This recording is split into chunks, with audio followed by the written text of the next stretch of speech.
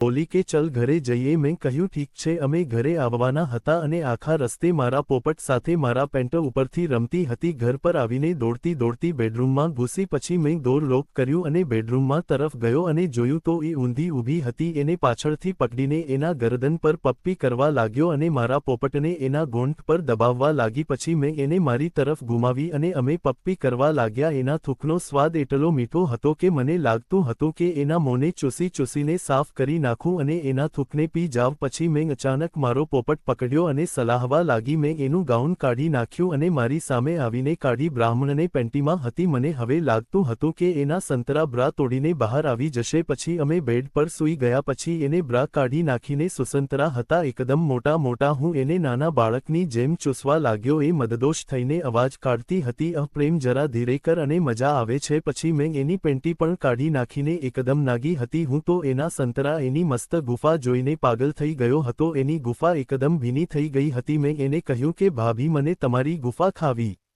છે તો એ સૂઈ ગઈ અને પગ પહોળા કરીને બોલી કે આવી જા, કોની રાહ જોવે છે મારું રાજા। એને મારું માથું પકડ્યું અને ગુફા પર રાખી દીધું। એ અવાજ કરવા લાગી અને હું એને ચાંટવા લાગ્યો। હું એના ગુફાના દાણાને ચૂસવા લાગ્યો। એને ગુફાનો રસ છોડ્યો હતો। મને તેને ઠોકવાનું સ્વપ્ન આજે સરચું થઈ ગયું હતું। એનો બધો ગુફા રસ પી લીધો અને એની ગુફાને ચાંટી ચોખ્ખી કરી નાખી। એ ગુફા એ ખૂબ જ અવાજ કરતી હતી। હું યસ ઉફા અને એને બેડશીટ પર મુઠ્ઠીમાં પકડી રાખી હતી। પછી હું ઊભો થયો અને મારો પોપટ એના પાસે લઈ ગયો। ભાભી એને મોહમાં લઈ લીધો અને એને ચૂસવા લાગી। પછી એ ડોગી સ્ટારમાં ઊભી હતી અને એના પાછળ ગયો। મેં એને ગુફાના હોલમાં થૂક્યું અને મારો પોપટ એના પર રાખ્યો। એક ધક્કામાં મારો પોપટ અંદર ચાલ્યો ગયો અને એ જોરથી ચીસી। હું એના કુલ્લા પર મારવા લાગ્યો અને એના ખંભા પર પપ્પી કરી। મારો આખો પોપટ અંદર ઘૂસ્યો હતો। ભાભી એની ગોંડ હલાવવા લાગી અને હું એને ઠોકતો હતો અને એ અવાજ કાઢતી હતી અને અમે બંને લોકોને ખૂબ મજા આવી। ભાભીએ મારું બધું પાણી એની ગુફામાં લઈ નાખ્યું। પછી એને મારો પોપટ ચૂસ્યો અને ચોખ્ખું કર્યું। પછી એના આંખોમાં જોયું તો એના એક અજીબ નશો હતો। અમે પછી લીપ પપ્પી કરી અને થોડીવાર સુધી એવી જ રીતે એકબીજાના બોડી સાથે રમતા હતા। પછી અમે લોકો ઉઠીને બાથરૂમમાં ગયા અને અમે બંને ત્યાં સાથે મળીને સોવાર લીધું। ત્યાં પણ ફરી વખત એક મારો પોપટ ઊભો થઈ ગયો અને પણ ગરમ થઈ ગઈ અને અમે ત્યાં પણ એક વખત સંભોગનું સુખ અનુભવ કર્યું। પછી અમે એકબીજાને શરીરને સાફ કર્યું અને સાથે બહાર આવી ગયા અને બંને આવીને એકદમ નાગા એકબીજાની બાહોમાં સૂઈ ગયા અને હું તો રોજ એને ખોદવાના મીઠા મીઠા સપના જોવા લાગ્યો। સવારે ત્યારે મારી આંખ ખુલી ત્યારે એ મને મારા હાથમાં ખૂબ પ્રેમ હાથ ફેરવીને ઉઠાડતી હતી અને મારી માટે ચા બનાવી આવી હતી। એ મને કહેવા લાગી કે આવી મજા મને આજ સુધી ક્યારેય પણ આવી નથી અને પછી અમે એક આખું અઠવાડિયું આવી રીતે એકબીજાને ખુશ કરીને કર્યો। ક્યારેક કિચનમાં તો ક્યારેક